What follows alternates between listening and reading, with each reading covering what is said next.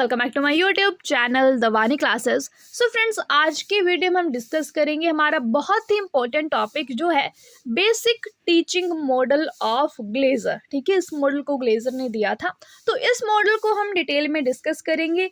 And इससे related जो topic है मॉडल्स ऑफ टीचिंग, तो उस पर वीडियो ऑलरेडी बन चुकी है, तो उसका लिंक आपको डिस्क्रिप्शन बॉक्स में मिल जाएगा, आई बटन में भी उसका लिंक आपको मिल जाएगा, या फिर उसको आप प्लेलिस्ट में भी देख सकते हो। जो हमारी प्लेलिस्ट है learning and teaching BEd second semester, वहां पर भी आप उस वीडियो को देख लेना, क्योंकि ये दोनों वीडियोस आपके लिए इंपॉर्टेंट है। ये एग्जाम में क्वेश्चन हमसे पूछा जाता है।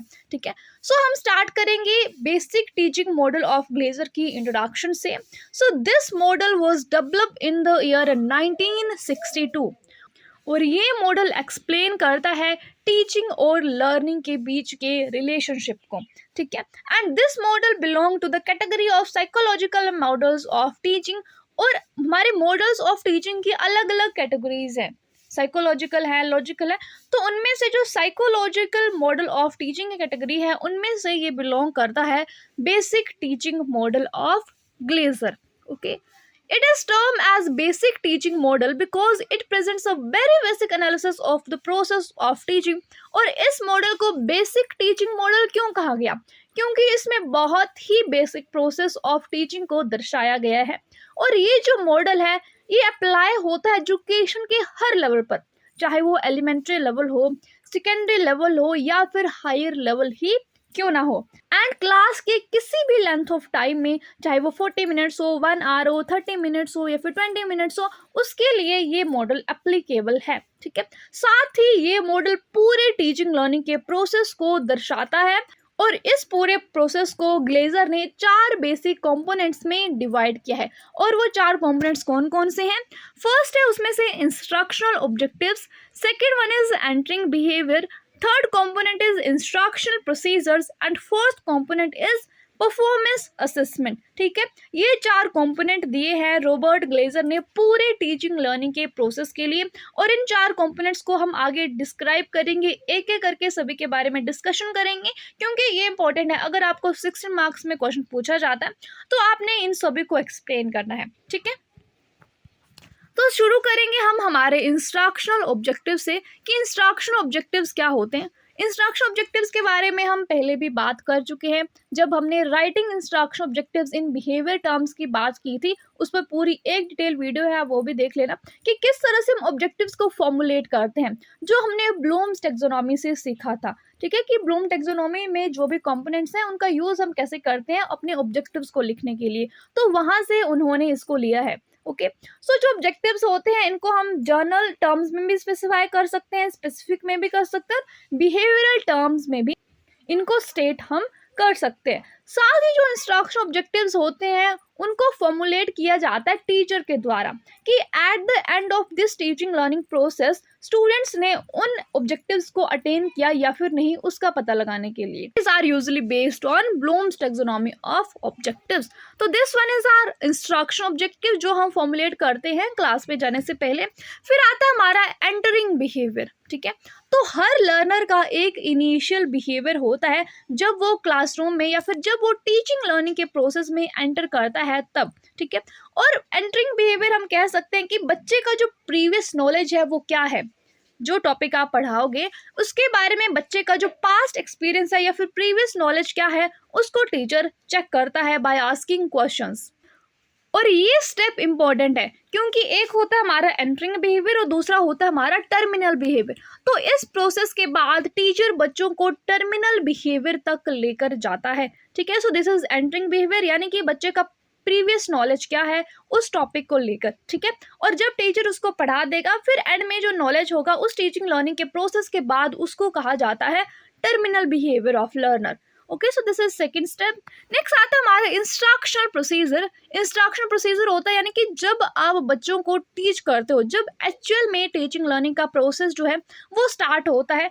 और ये मोस्ट एक्टिव पार्ट है हमारे टीचिंग लर्निंग के प्रोसेस का, and it indicates the method, procedure and strategies of teaching which depends on objectives and entry behavior of the learner।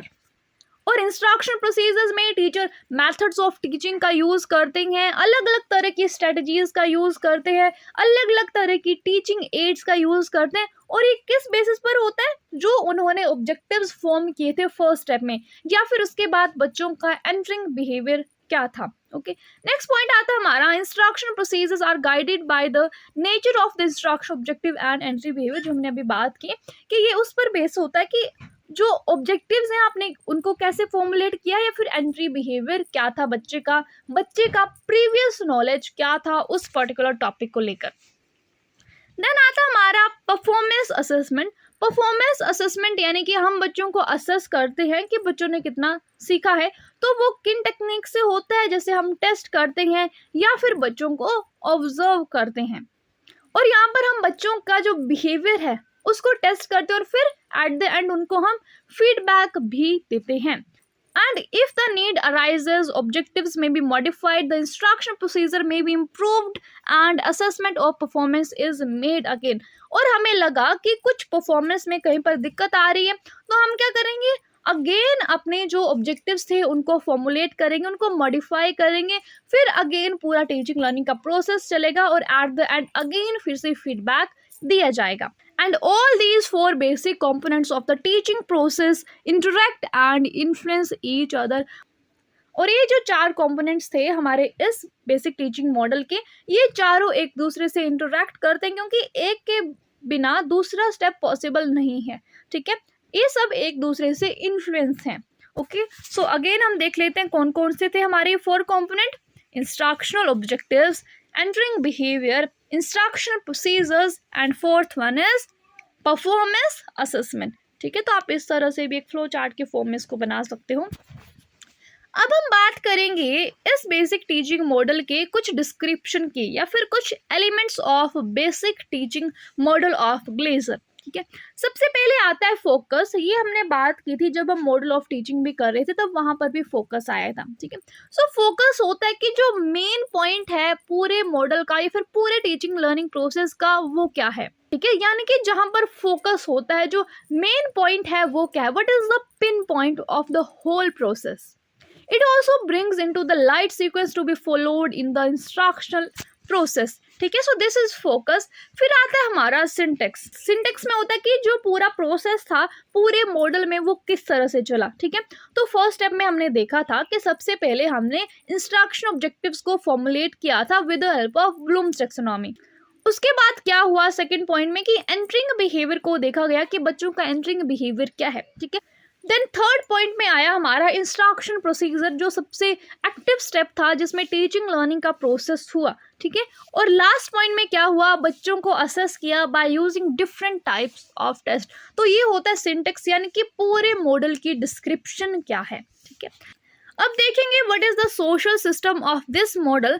So this model describes teacher dominated classroom environment, here students are receptive. ये जो model है basic teaching model of Glaser, इसमें जो classroom environment है वो teacher dominated है, teacher इसमें ज़्यादा एक्टिव है और जो स्टूडेंट्स हैं वो रिसेप्टिव हैं। ठीक है, and the success of this model depends upon the ability and competency of the teacher. और इस मॉडल की सक्सेस किस पे डिपेंड करती है कि टीचर कितना एबल है, उसमें कितनी कॉम्पिटेंसी है, उस पर बेस करता है इस मॉडल की सक्सेस। और साथ ही टीचर ने किस तरह से ऑब्जेक्टिव्स को फॉर्मुलेट किया, कौन कौन सी स्ट्रेटजीज को यूज़ किया, या फिर टेक्निक्स ऑफ इवैल्यूएशन कौन कौन सी थी टीचर की, ये भी बेसिस हैं इस मॉडल के सक्सेस के लिए। ठीक है, so this is social system of this model. फिर आता है हमारा सपोर्ट सिस्टम कि इस मॉडल का सपोर्ट सिस्टम क्या था। सो सबसे पहले है हमारा प्रॉपर इन्वायरमेंट, कि अगर प्रॉपर टीचिंग लर्निंग का इन्वायरमेंट हो तभी लर्निंग हो सकती है और तभी हम जो टीचिंग स्ट्रेटजीज हैं उनको यूज़ कर सकते हैं। Next one is pre service and in service facilities. So the availability of adequate pre service and in service activities to the teachers to acquire needed skills for using this model. So pre service and in service facilities की भी need होती है ताकि skills को acquire किया जा सके by using this model. Next one is availability of appropriate device. So appropriate evaluation device भी जरूरी होती हैं ताकि हम बच्चों को असेस कर सकें, उनकी एंटरिंग बिहेवियर को या फिर उनके टर्मिनल बिहेवियर को भी असेस कर सकें, वो किससे, एप्रोप्रिएट डिवाइसेस से। ठीक है। देन लास्ट आता है हमारा application. So being quite systematic and structured, this model is applicable to almost all teaching learning situations. So ये जो मॉडल है इसको हम लगभग हर तरह की लर्निंग सिचुएशंस में अप्लाई कर सकते हैं। It implies a personal contact between teacher and student. So ये हो गए हमारे मॉडल के कुछ एलिमेंट्स जिनको आपने लिखना है, तभी आपका 60 मार्क्स का क्वेश्चन यहाँ पर बनेगा। ठीक, और अगर आपको ये क्वेश्चन 16 मार्क्स में पूछा जाता है तो आपने क्या करना है, स्टार्टिंग में मॉडल्स ऑफ टीचिंग भी थोड़ा सा लिखना है। ठीक है, जिसका लिंक आपको डिस्क्रिप्शन बॉक्स में मिल जाएगा उस वीडियो को, वहाँ से आपने देख लेना, थोड़े से पॉइंट वहाँ से उठाने, और उसके बाद basic teaching model of Glazer आपने लिखना है। ठीक है, so guys that's all for now. Video helpful लगी हो तो वीडियो को लाइक करना, चैनल को सब्सक्राइब नहीं किया तो प्लीज डू सब्सक्राइब। जल्दी मिलते हैं नेक्स्ट वीडियो के साथ। Bye bye, take care.